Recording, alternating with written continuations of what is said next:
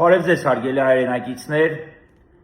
կարծում եմ ևս նկատել եք, որ ներկայիս քաղաքական իշխանության օրոք քաղաքական հայացքների պատճառով հետապնդումներն ու ռեպրեսիաները այնքան արագ տեմպերով են զարգանում, որ անգամ մենք փաստաբաններս դրա մասին խոսել չենք հասցնում, բայց այնուամենայնիվ քիչ առաջ ինձ դիմեցի մի խնդրով, որի մասին ուղղակի չխոսալ կամ դա հրապարակային քննադատության առարկա չդարձնել չեմ կարող։ Ուրեմն ինչ է տեղի ունեցել։ Արցախցի զոհված զինծառայողի քրոջը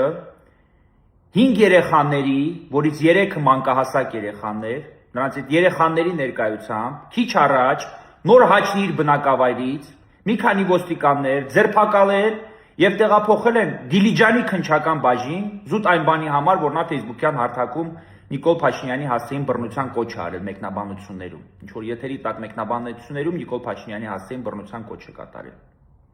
Կրկնում եմ, զոհված զինծառայողի քրոջը Արցախի տարհանված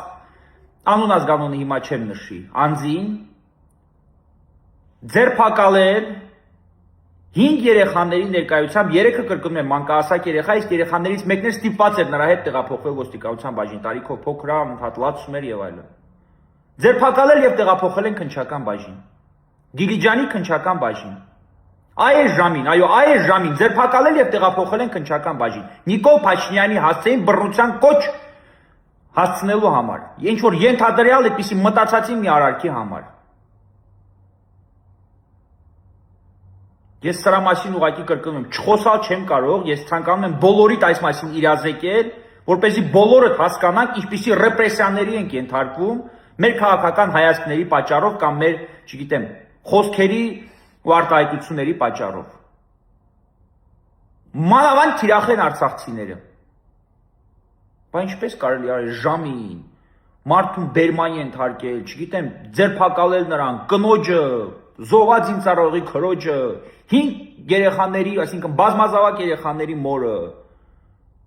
մանկահասակ երեխաների մորը, բնակավայրից երեխաների լացկոցի տակ, ինչ եք անում ժողովուրդ։ Ինչ է կատարվում вообще։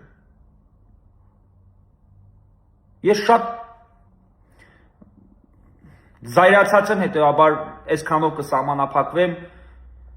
ուրիշ ասելիք չունեմ։